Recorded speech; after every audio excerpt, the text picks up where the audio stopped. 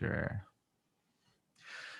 As you guys know, I've been using Jungle Scout for years and years. Finally, we got someone from Jungle Scout on to school us on the tool. We got Ed Carlin from Jungle Scout, product expert at Jungle Scout. And so this is just going to be an overview of if you're a brand, if you're an Amazon seller, all the tools that are available inside Jungle Scout, because it's more than just keyword research now. So I reached out to them. I was like, hey, do a masterclass for my students, for my clients, for my audience, and break down everything you should be doing inside Jungle Scout to optimize your sales and profits and make more money on Amazon. So Ed, thanks for doing this. Thanks for hosting me, Riley. As you mentioned, I'm with Jungle Scout's customer experience team. I'm a training content specialist here. So all I do here at Jungle Scout is train people. We host a lot of live webinars. I also work on expanding our international offerings for the non-English speakers. So hopefully we'll have more content in other languages soon.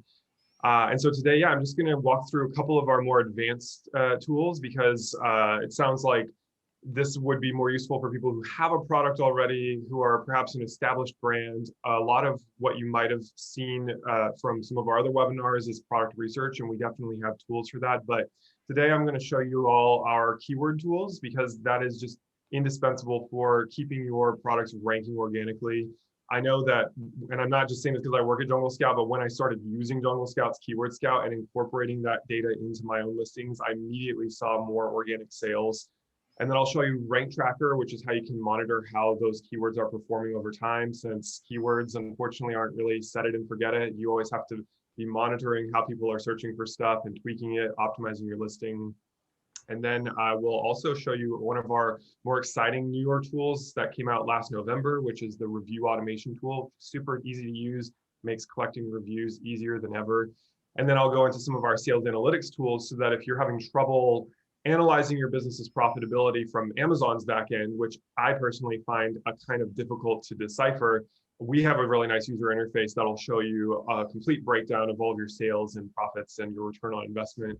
So I'll just jump into it now and share my screen. I'm going to start with the Keyword Scout tool. This one, in my opinion, when I train on it, Riley, can you see it all right? Yep, I can see your screen now. Yep. This one is actually really powerful. I say complicated. It has a sort of, you can use it in a simple way, and then there's a lot more features that more advanced sellers might want to take advantage of. So the way it works is when you're in your Jungle Scout account over here on the left under keywords, just click on Keyword Scout. You can search for keywords two different ways. You can either type in a keyword or you can put an ASIN in. So I'm just going to stick with the US since that's where I live and it's the market that I know the best. But if you're not in one of these marketplaces, I always recommend that people start with the one that's the closest to them culturally, the one they feel most familiar with.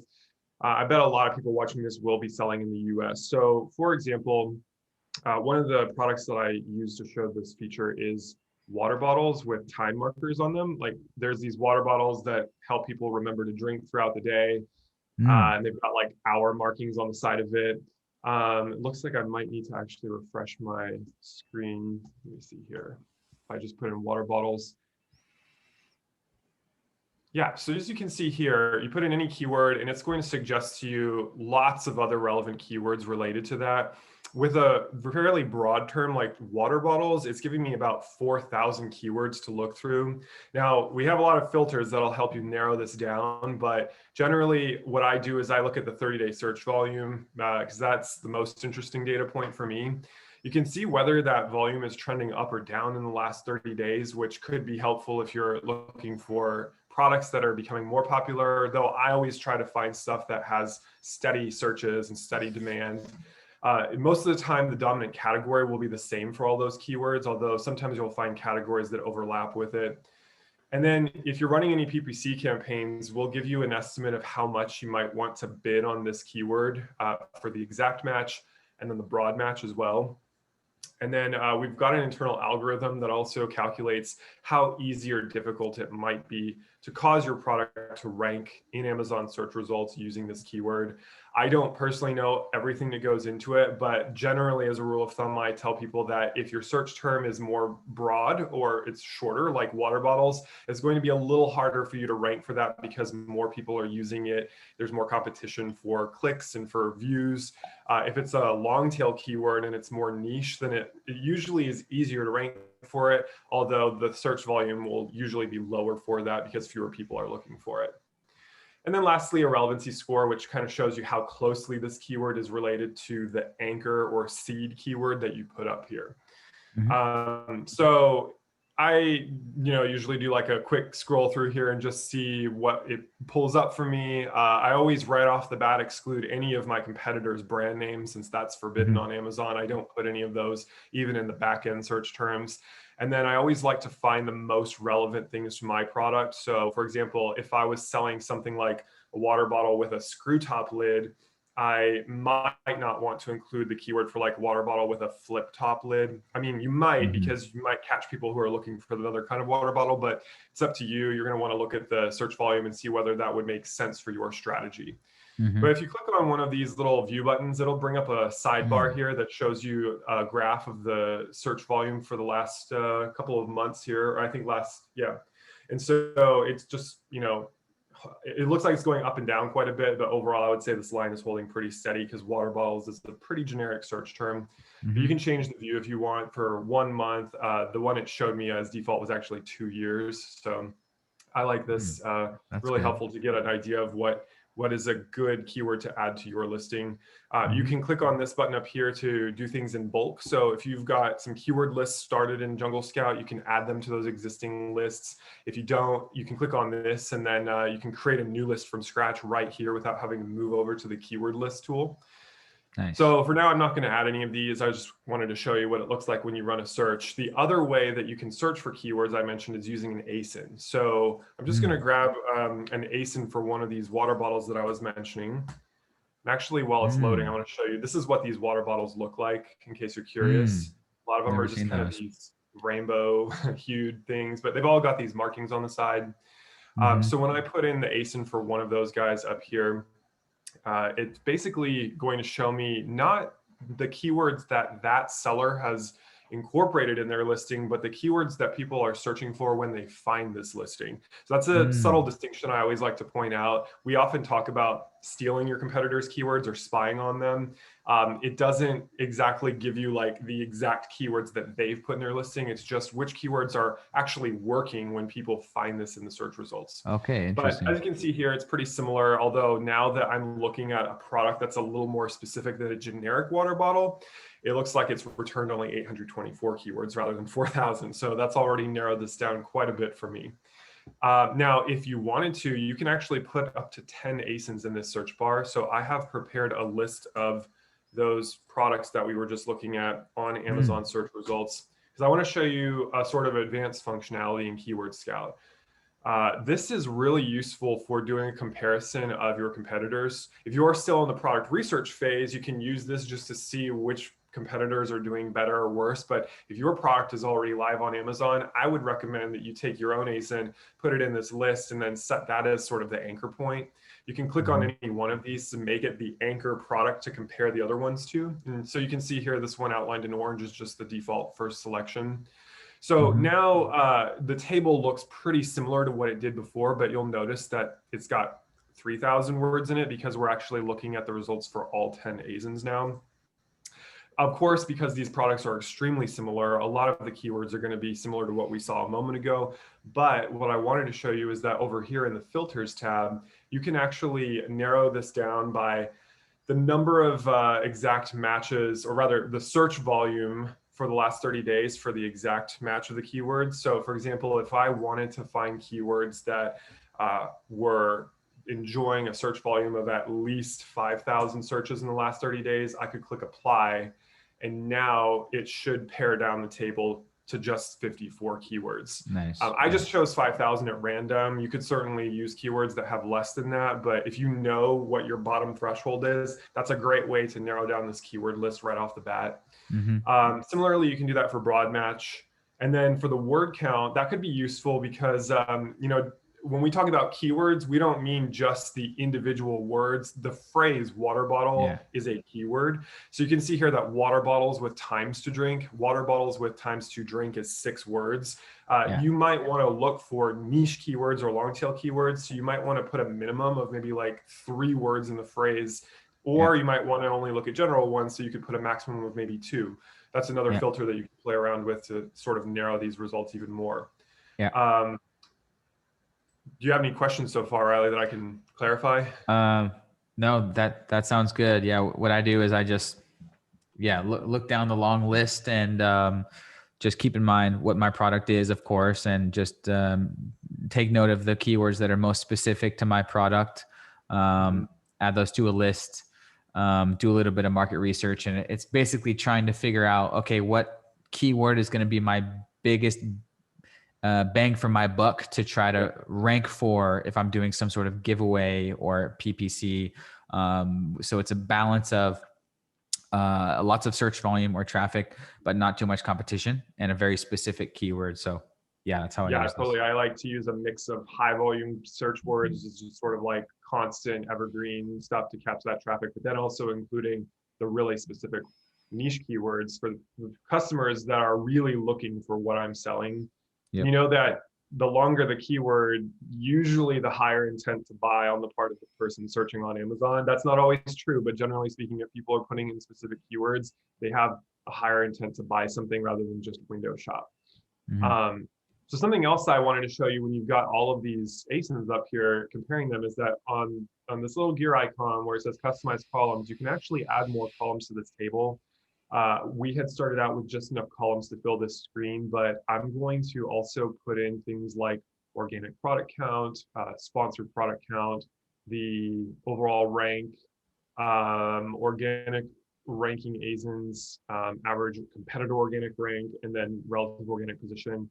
I know this is a lot, so I'm going to walk through this a little bit slowly because it's a lot of data. But when you add these columns to Keyword Scout, now what I've got here with organic product count is that this is the total number of products that returned on Amazon for this keyword.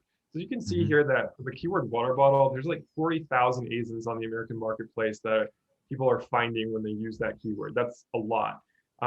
Versus something like water bottles with times to drink, there's only 5,000 ASINs that are showing up when people use that keyword. You could use this column just to kind of get an idea of, like what is the competition in terms of the number of other sellers or other products out there. The sponsored product count is actually the total number of sponsored products that were recently detected for this keyword. So it's very similar to the organic one. It's just that now it's like how many of those products are actually attached to some kind of PPC campaign. Amazon offers a lot of different types of advertising campaigns. So this is just really for all of them. But usually when the easiest way to think of this is when you're looking at the search results on an Amazon page, you can see here that the first ones usually say sponsored underneath them. So that's what we're talking about when we say sponsored product count. So that's always going to be lower than the organic one because it's obviously a competition where people are paying. So and then organic rank, this is the organic position of the highlighted ASIN for this keyword. So remember that that's this one that's highlighted. If I were to click on one of these, this column would change. So for the keyword water bottle, that particular ASIN, it's actually showing up in a rank beyond spot 100. After spot 100, we don't really track that information. And you have to remember that spot 100 is already several pages deep into the search results. So water bottle being generic, I'm not surprised that they're not ranking very highly for that.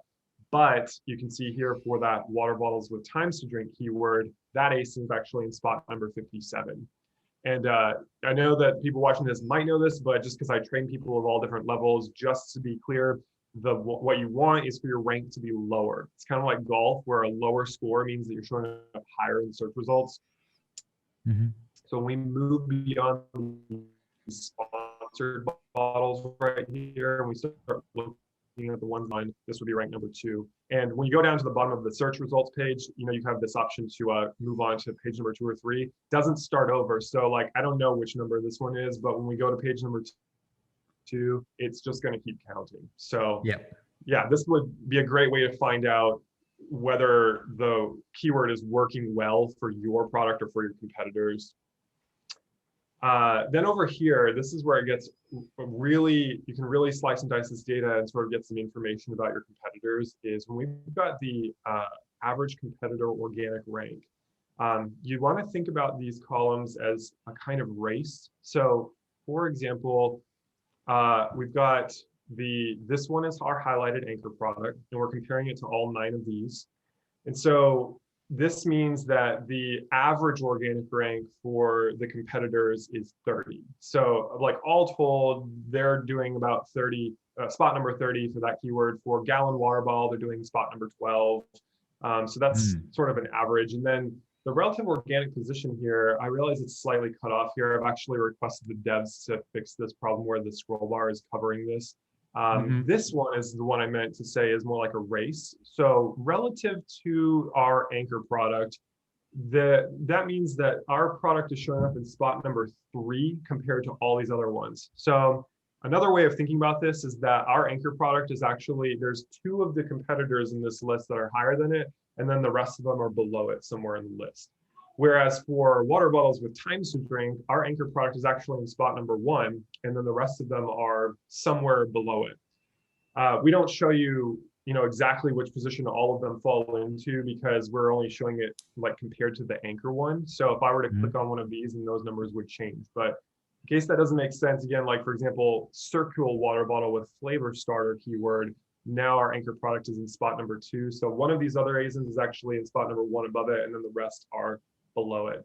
So I like looking at that column just because it can kind of tell me how well my product is doing compared to the competitors, or like whether a lot of my competitors are ahead of me, and so that means that the keyword is working really well for their product, and I probably want to try to incorporate it more in my listing. But yeah, so that's the kind of a lot of the advanced features of ours. There's just a couple more filters that you could use with those columns as well. If you hover over these tooltips, it'll give you some more information about how they work, but generally they're just minimum and maximum sort of rankings. So if you wanted to find organic ASINs, remember over here in this product count column, I was showing you that like 5,000 ASINs are showing up on Amazon for this keyword. If you wanted to look for keywords that were returning, like at least 5,000 products, or maybe no more than 100 products, you could put that into the minimum or the maximum filter here. And then similarly with those relative positions, maybe you wanted to look for keywords where your anchor product is like showing up at the bottom of the list. And so that way you could see which keywords are working for all of your competitors. So in that case, I would say put my maximum relative organic position at maybe like no more than spot number 2. And now if I click apply, I'm not sure what this is going to do because ours was, okay, so now you can see that it's taken away a couple of keywords, and now it's only showing me the keywords for which my product is actually in spot number 1 or 2. Alternatively, if I put it in the other box, like actually what I meant to do was put this in the minimum box, because now if I do that, it should show me the keywords where all of the other products are ahead of us. So yeah, I always say play around with these filters, take some real time to do keyword research, because it's really amazing what this tool can dig up, but also it is a lot of work. And I think it's important work to do to maintain that optimization you're looking for. Yep. Awesome. Yeah. I didn't know about a lot of that stuff. So that's great. Yeah. And if this is kind of dense, you should definitely come back, watch this again. You can check out our academy, which I'll tell you more about at the end, where we've got some other tutorials about these tools as well. But related to Keyword Scout is also the rank tracker. So this tool is really useful once your product is up and running for you to see how those keywords are performing. You can do it using those ASIN comparisons I showed you, although it's a little bit cleaner here in rank tracker. So I'm using a demo account here since we have a couple of products up as a company. You can see that one of them we've been selling for a while are these bamboo skewers for roasting marshmallows over a campfire. Just so you know, this is showing this way because our account is linked to our Seller Central account. So if you don't see any products here in your account, you'll need to actually sync your Amazon account with Jungle Scout, and then make sure that your listings are actually active on Amazon. If they're suppressed or if they're like not live, then they won't show up here. So I'm going to click on one of these products here. And you will see that the first thing it shows me is a table with a bunch of lines all running into each other like this. The default view for this graph is for the last 60 days, but you can change that to whichever window of time you want. Over on the left here are the top 10 performing keywords for this particular ASIN. Nice. So when I hover over each one of those keywords, it gives me a lot more clarity because it kind of grays out those other lines. So you can see that for the keyword bamboo marshmallow roasting sticks, our product has been holding pretty steady in the rankings for that keyword. The rankings are indicated by this y-axis right here. So remember, we want the ranking to be a small number. So when they're higher up here, that means they're showing up higher in the search results on Amazon. The bigger the number, then the lower they're appearing. So for example, if I come down here, the phrase wooden marshmallow roasting sticks, our product was kind of high and then it like went down and sort of jumped around for this keyword. And then s'mores bar station as well has just been kind of all over the place. So sorry, I accidentally clicked back to here. This is just really useful at a glance to see like over a period of time, how is a keyword performing? You always want to make sure that that line is holding steady near the top or at least going upwards toward the right of the bar. It looks like I'm having a couple of problems with my internet connection. I might need to actually refresh the whole page. So give me just a moment.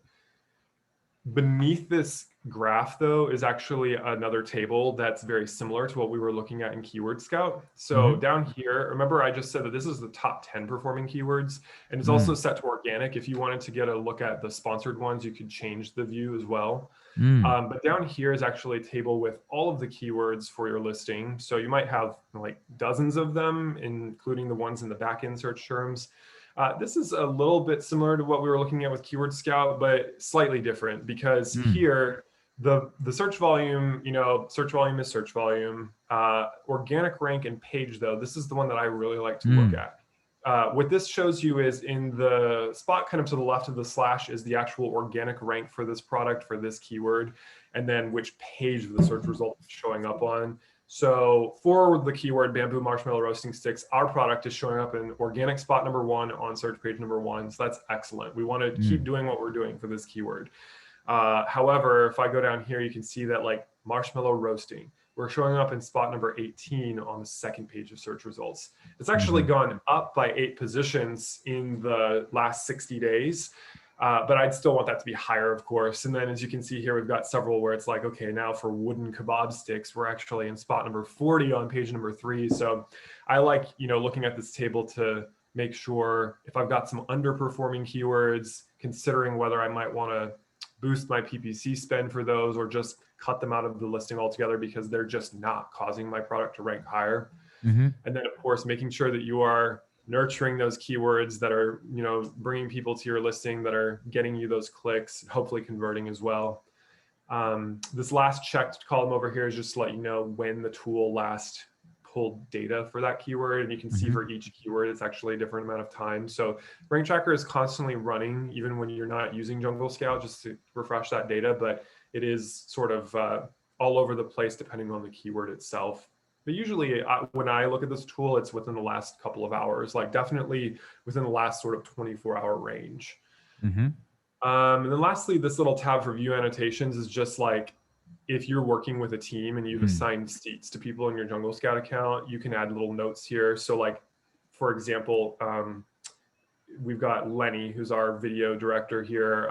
He has made these notes that on March 1st, he updated some keywords in the title, or like on March 18th, he added some new lifestyle photos. That way, if you're coming back and you're looking at this and you see a change in the graph, then you'll know that you can attribute it towards the action that you took. Yeah, so, makes sense. That's great. You have any questions about Rank Tracker or? No, that's great. Again, I didn't know about some of these features. So, but yeah, this is really useful.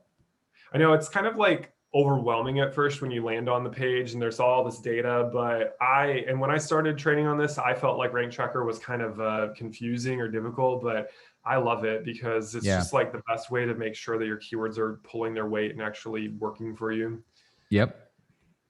All right, so now I'm going to move on. I don't think that I need to do keyword lists or listing builder. Keyword list is just buckets where you put these keywords to make it easier for you to incorporate them in different Hmm. listings if you wanted. And then, we've got a listing builder as well that will allow you to sort of optimize those. So I think I'll just do a real brief like glance Yeah. at it so that you can see what that looks like. Yeah. If you come over here, you click create a listing, you can either draft one from scratch or you can pull in an ASIN from a live listing already and optimize that. So I'm just going to do one from scratch over here and click next step. Uh, this is where those keyword lists come in handy. So you might have been spending some days or even weeks doing keyword research, even adding those keywords to a list. That way, when it's time to write the listing, you can just like pull it in. So let's see Yeah. here. I've got the marshmallow sticks list here. If you didn't have a keyword list created, you can just create one from scratch here by like naming it. And then you can also like put in keywords here. But I find it's a lot easier to do it from Keyword Scout than to sort of do it at the last minute here while you're trying Yeah. to write the listing. When I apply that list, you can see that this is all of the keywords here. These little numbers in parentheses represent the search volume for each keyword. I always like to remove duplicates just in case I've accidentally added one twice. You don't need to include a keyword more than once in your listing because it doesn't help you. It just wastes valuable real estate for another Yep. keyword that could assist you. I like to maintain phrases because if I don't, then what will happen is like marshmallow sticks or marshmallow sticks for campfire will all be broken into the component words as individual keywords. So especially if you're trying to go for those long tail keywords, make sure you click maintain phrases. I don't find that lowercase matters at all. Amazon doesn't like care whether stuff is capitalized or not, but if for some reason it's easier for you to have everything lowercase, then you can do that. Protecting numbers would just be like to maintain like the actual digits rather than like changing them to the word 3 or the word 2. And then Okay. excluding special characters probably won't apply to any of the Americans writing in English, but I know for some marketplaces those special characters like the accents in French can, I don't know if it messes up Amazon search or not, but you might want to try playing with that and seeing if it works better for you. Okay. So yeah, once I click process, it kind of refines the list according to those criteria. You can sort Nice. the list by alphabetical order, by the length of the keywords, or by the search volume. Oh, that's great. Yep. And then once I click apply next, now I'm actually in the listing builder portion itself. So if you are not familiar with an Amazon listing, just like real quick, when you go to any product page on Amazon, you've got your title at the top, which is this bold section. And then you have these 5 bullet points here, which everybody has access to. Even if you don't have brand registry, you've got this space. This is just called features, but I always try to warn people like don't get too hung up on your product features. Like this is where you can really shine and you can advertise things like you're an American seller or like you can talk about the kind of service you offer or like what differentiates your product. Like it's not just about the technical specs for your product. Yep. And in the title and those features is where you're going to want to weave all of these keywords in. So just as a real quick demo of how this works, you'll see that when I start typing in here, if I use the word marshmallow sticks, actually a couple of those are even misspellings, which could be helpful if you're trying to catch people that are like typing quickly. So like for marshmallow sticks, you can see that that word disappeared. If I put in s'more skewers, you can see that over here it's changed. If you go down here, you can see the phrases that you've used. So that Mm. way, if you're kind of trying to eliminate each one of them as you're writing a listing, you'll know if you've used all of your keywords easily. And then over on the left, you've got this needle. So it's red because there's no information in this listing right now. But as you begin filling it out, it will update. And so it'll show you like how many characters you're using in your title, how if you've like used all of the features available versus just 3 or 4 of them. Your description, which is actually another portion of the listing down here. It's the this stuff is called A+ content. You need brand registry to do this. So I'm just going to skip over that for now. The product description is also available to all sellers, and that's just kind of like where you can put in some more information about it. Hmm. So that would be this box right here. And then lastly, how many of your keywords have you used overall? So you'll see that as you fill this out, that needle will move from red to green. Then you'll know that your listing is optimized. And then like when you're done, oh, and lastly, the backend search terms as well. These are for keywords that you don't want to be visible in the listing, but they could still help people find your product because they'll be included in the metadata for the listing itself. You can click Nice. preview and it kind of gives you a mocked up version of what it would look like on Amazon without images, because unfortunately we don't have a way to transfer images from Jungle Scout to Yeah. Amazon. So once you actually push this to Amazon, then you'd want to go to your Seller Central account and use Amazon's tool to upload your images and all that. But this will at least kind of show you what it will look like for people when they're browsing on Amazon itself. And you can click the sync to Amazon button up there at the top if you wanted to. I actually just like to copy and paste these into Amazon's listing builder, because sometimes I find that APIs have a little bit of trouble with Amazon. Like I've imported listings from both my Shopify store and Jungle Scout. And even though they're both integrated and they both talk to Amazon, Amazon's back end is just kind of wonky. And so I Yeah. find that I actually maintain the most control over it if I just copy and paste it into Amazon. So Yep. we're aware of those issues, and so I've brought it up to our developers to try to like figure out a way that we can improve that experience for people who just want to push it to Amazon. But Yep. I just want to warn you all in case you experience any of that. And then you can always save this as a draft if you're not ready to publish it yet, so that way you can come back to it. And Nice. if you're Yeah. a gamer, save early and save often. Like, Yeah. this is a web app, so if you have any problem with your internet connection, I always recommend saving as you're working on it. Yeah. No, this tool is money. Yeah. I've Yeah. used it and it's great. All right, so I mentioned earlier, I was going to mention review automation. This one we launched in November of 2020, and it's probably the easiest tool to use. And it's one of my favorites because, reviews on Amazon are really important for gaining trust with those potential customers and converting people who are just browsing your listing. And Amazon has changed the rules quite a bit about how you can solicit these kinds of reviews. Like if you put a product insert in your packaging, you have to be very neutral. Like you can't incentivize people to leave you positive reviews. And Amazon has really been cracking down on people who are trying to get around these rules by like having even their friends or family do it. Like Amazon uses things like IP addresses and geolocation to try to figure out whether you're gaming the system. However, with review automation, you can rest assured that it's secure and compliant with, because Jungle Scout is not sending an email on your behalf. Instead, we're integrating with Amazon's API, and we are sending the actual request for a review that Amazon's own back end would send to a customer.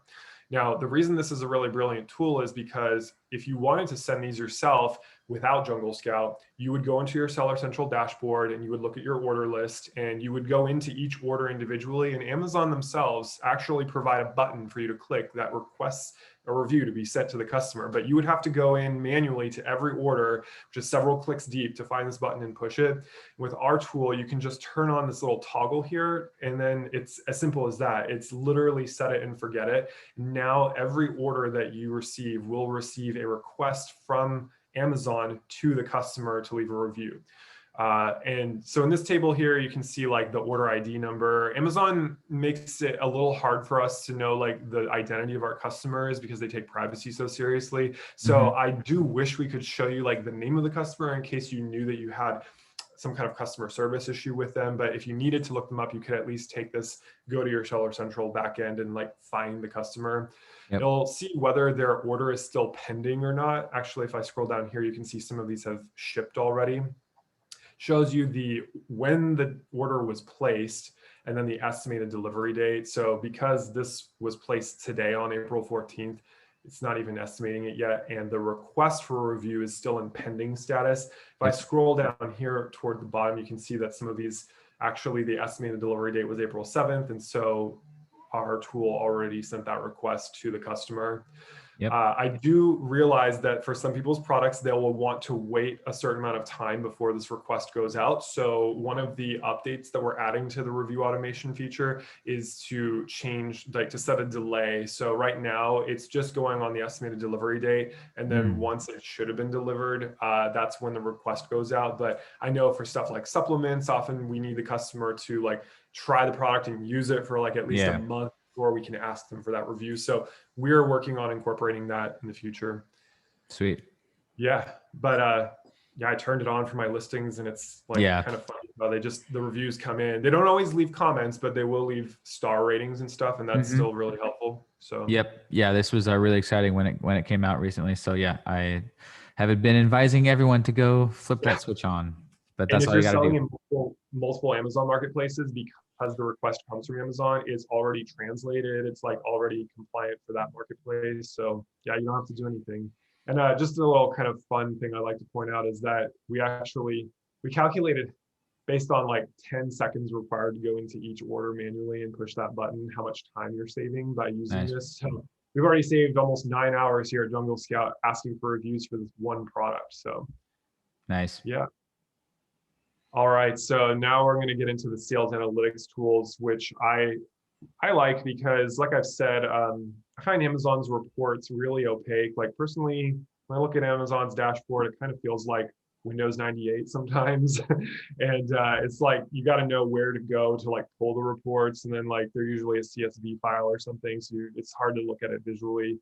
So if you've integrated your Amazon Seller Central account with Jungle Scout, you can come over here and see a nice table, like a company overview, and then we can look at it on a product by product basis. So I'm just going to start with the default view here, which shows you your units sold. So it looks like in, let me see here, for the last 30 days, which is the default view, but of course you can change that to whatever you want to look at. I've sold 589 units, 381 of those have shipped. 152 of them are actually promotional units. So that could be helpful if you're running some promos to see like how many of those are selling versus your overall sales.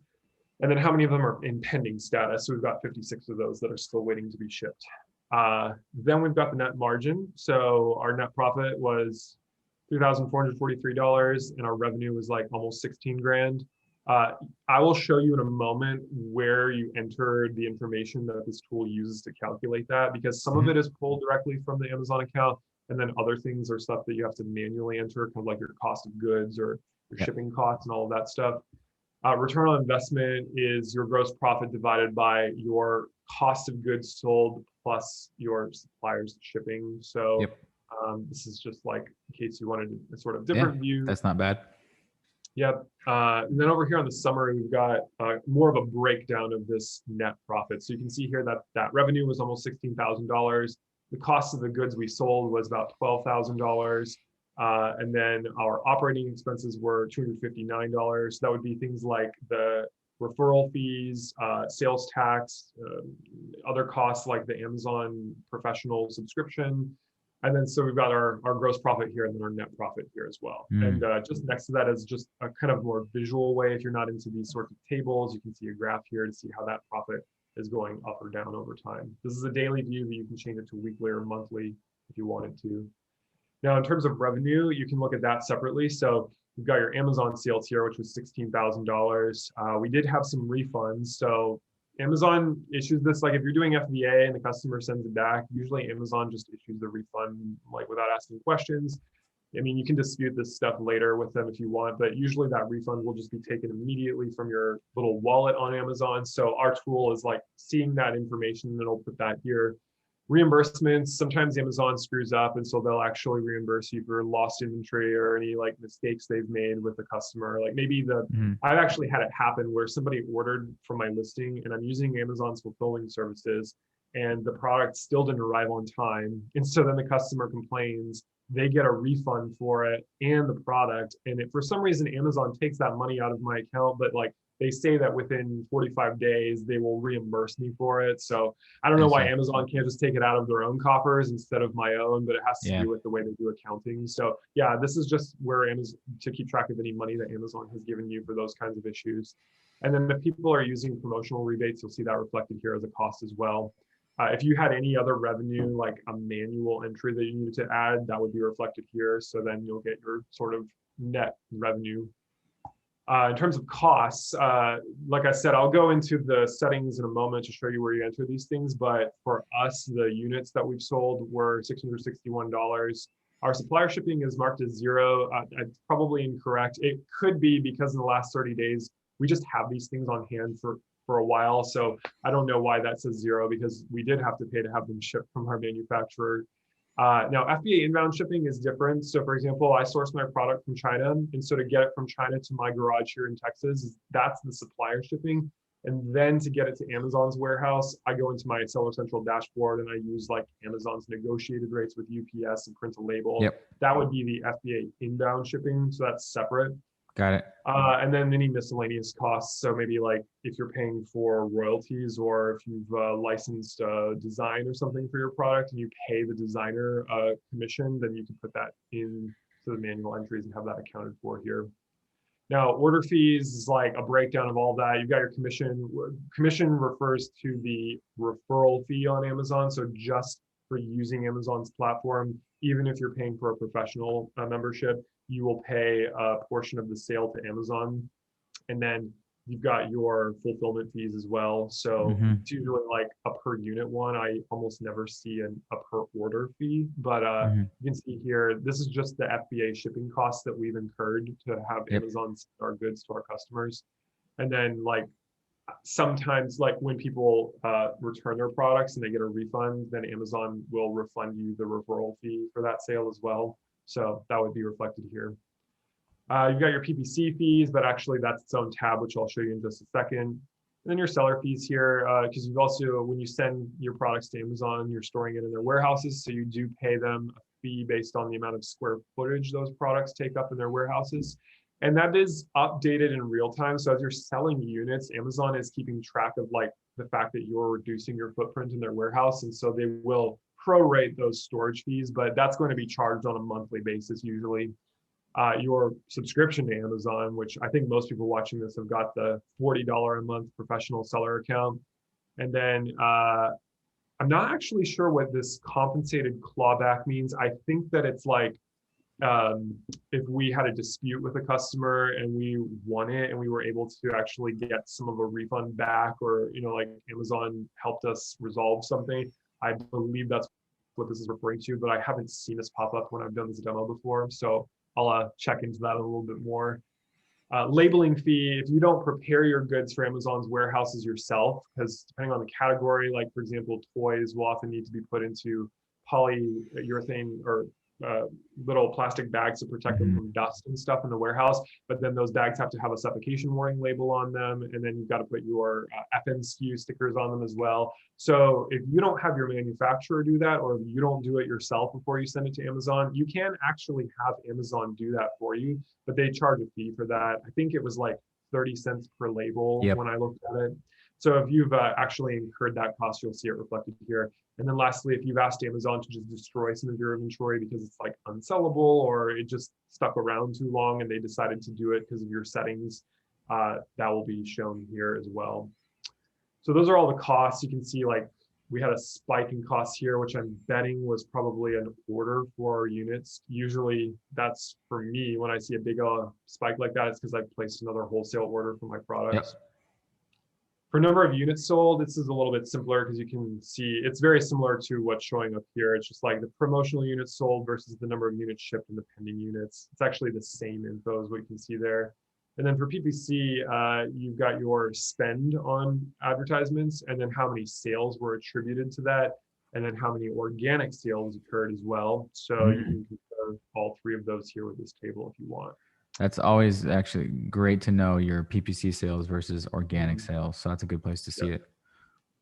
You can see here that's almost rivaling our organic sales. So we definitely would not want to stop our advertising. Otherwise, we would lose a lot of sales. So you've got a profit and loss statement as well, which is just a kind of a different way to view this information. It could be more useful if you're doing like taxes, if you're working with a bookkeeper and they need to get a more abbreviated view of all this stuff. You can export this if you need to. And then under other transactions is where you can manually enter any of those costs. So if I click create entry, you could see whether it was like at the product level or whether this was a company-wide one. So like, for example, a company level one could be applying for an LLC and paying the fee to your state for that.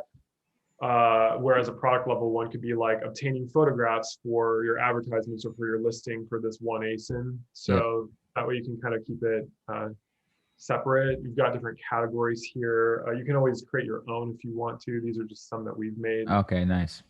I like the categories.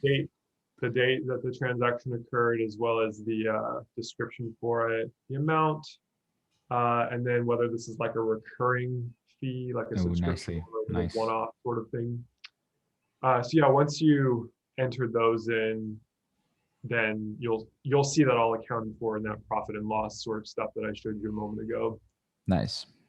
And then I mentioned as well that when our tool calculates things like your net profit, it does pull information from Amazon, but Amazon isn't where you would put in like your cost of goods sold or your Yeah. shipping fee or any of that stuff. So if we go down to product costs, you can see that the products that are live in our account right now are all here. We've got the ASIN SKU, the cost of goods per unit, the supplier shipping cost per unit, any miscellaneous costs for that ASIN, and then the total cost, which is just a sum of all of those columns. And then the effective date, because this changes. Like as I was ordering my products, the per unit cost stayed the same with my supplier, but depending on the time of year, the shipping can kind of go up or down. So as you're updating these costs in our system, you'll want to tell it, okay, at this date, this new cost took effect, so that way that your reporting is accurate. And so the way you can do that is when you expand one of these products, you can click on add cost. This will bring up a little pop-up here so that you can see the effective date. So I would, like if it was today, as I'm placing a new order, this is when I would say, April 14th is when this cost took effect. If you are just kind of retroactively trying to add stuff in, you can click on synth product launch as well. And that way it'll just kind of go back to the beginning of the time or whenever your ASINs became active on Amazon. Your cost of goods per unit and your supplier shipping costs. I order from Alibaba, and so when I pay, the transaction is just sort of like one lump sum, but it does show me on Alibaba like what the shipping portion is versus the actual unit cost. Before I started using Jungle Scout, I would just like combine all of those and then divide it by the number of units that I ordered to get my true per unit cost. But if you wanted to keep track of the unit cost versus the shipping costs separately so that you can observe trends at different times of year, this will let you do that. And then, like I said earlier, if you've got any miscellaneous costs, like if you're a licensee of a particular bit of intellectual property or like a design or something, and you're paying the designer that, you would want to put that in as well. So, but yeah, that's where you control the cost for your goods sold, and that way you'll know that your reporting is accurate. We've got the inventory manager as well, and this is to help you stay on top of your supply chain. Actually, this is a pretty underutilized tool, I would say. It's really helpful because if you're selling already, you know how tricky it is to like order on time and make sure that you're staying in stock. You run out of stock, Amazon will penalize your listing or you'll lose rank because you're not making sales. So you don't want to fall down in the rankings and the search results. So with the inventory manager tool, you can view things again, like different periods of time. For this particular ASIN, for this 30-day window, you can see that we should probably reorder soon. If I change the view to like 90 days, then okay, it's still saying that, but I know that sometimes if I do it for different ones, like for 15 days, we have enough to stay in stock. But if we're looking at a 30-day forecast, we should probably have some more. And then this will tell me exactly which dates to reorder that product based on the lead time of my supplier, the lead time of like having it shipped across the ocean. Most people are probably using a 3PL or doing what I'm doing and receiving their goods themselves. And then of course, from there, you have to factor in some time to get it to Amazon's warehouses if you're doing FBA. So you will have to calculate all of that time. And I always recommend that people be very generous with that, be very liberal with those windows, because you want to leave yourself some buffer room just in case any emergencies happen. And so once you put that into our tool, it will tell you exactly which date you should actually place your order with your supplier, how many of those you should order, what that's going to cost you based on like your historic cost of goods sold, how many days of supply this would represent, and then like what your current inventory level is. So I just really like this because it makes it super easy to like know exactly how many to order. Normally when I order the same amount because once you hit a rhythm, it's kind of like easier to project those sorts of things. But if you're starting out, this could be really helpful as you're scaling your business. And then what I also really like about it is up here in the right-hand corner, beyond just the cost of, what this is going to cost you to purchase, it actually shows you what your potential profit could be based on like the price you've been selling these products for, and then the historical cost of goods sold and your other fees and stuff. So I like that because even when you've been doing this business for a while, it's, at least for me, it's always kind of stressful, like pulling the trigger on Alibaba and dropping like thousands of dollars on my Hmm. supply. Like I know it's going to get to me. I know I'm going to move it, but you're always like, oh, this giant expense. And so seeing what your potential profit is helps keep me motivated and, like sane. So Yep. Yeah, this is great.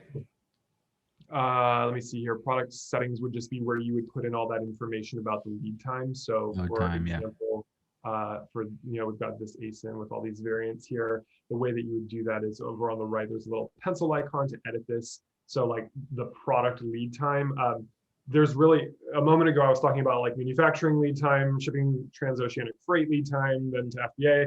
There's really different columns where you would put that. I would just Yeah. add all of that time All in together one. Yeah. and put it in this cell right here. So, and So then the just like Greg overall mentioned, time you can that, add an extra like 5 to 7 days as buffer. So yeah, the overall yeah. time that from the day that you place the order with the supplier for it to Right. arrive in Amazon, Yeah, and be checked in. should And checked in. this is a note, if anybody's watching this in like Q4, you're shipping into Yeah. Amazon right before Christmas time, be prepared for it to take a while. Like you'll see that your packages were actually dropped off at their yard, but they haven't scanned them and started like moving those units into a purchasable status. And then of Yeah. course they'll probably need to like spread your inventory across the United States to all their different warehouses, and that can take a month sometimes before Yeah. all of the units are checked in. So you don't necessarily need to set it so that all of the units are checked in, because once they start getting made available, then you can make sales. But do be aware that just because your product was delivered to Amazon doesn't mean that it's actually available to purchase yet. Yep. So, yeah. Awesome. So I think that's everything I was going to show Yeah. you for our advanced tools. But if you guys are interested and you want more info, you can always come over to our academy, which has lots of other tutorials, like shorter bite-sized chunks as well. We've got some interviews with people about different subjects as well. So this is always really helpful. I think Riley's got a ton of other content for you as well. Great. Awesome. Didn't know about that. Sweet. That was coming up on an hour. That was a great advanced deep dive overview of the tools. I learned a couple things that I'm excited to implement. So yeah, I think people will love this. Yeah, I'm glad I could show you. I think that sometimes Jungle Scout has this undeserved reputation as just like a beginner tool or a product research tool, because that's where most people get stuck. But I mean, like we have all the stuff to help you with your supply chain, with your business profitability, like staying on top of keywords. So Yep. yeah, if y'all want to, come join us for a live webinar, we're always hosting them. You can find that down here in the little resource center is where our schedule is. We always do lots of live Q&A. So if there was something that I mentioned today that you wanted to ask more about, you can maybe join us for a Tooltip Tuesday when we dive into one of those tools and then ask your questions. We do regular Ask Me Anythings where we get our own Jungle Scout sellers here on a panel and we just like open the floor for an hour and let people ask anything about selling on Amazon. So nice. yeah. Awesome. Well, yeah, I've been using it for years. So yeah, about time have someone with the company come on and do the tutorial better than I could have done it. So well, I'm very glad to be able to join you. It was nice to meet you too, Riley. And yeah, best of luck to all of you watching this in your sales endeavors. If there's anything I can tell you, it's just like persevere. I've been doing this for a couple of years and I run into snags constantly. Like there's always some problem to solve, but just like you can do this and you've got a really great suite of tools that makes it a lot easier. Yep. Absolutely. You're speaking my language. So yeah, man, we'll be in touch. I'll let you know if we have any more questions, but yeah, appreciate it. Cool. Thanks. All right.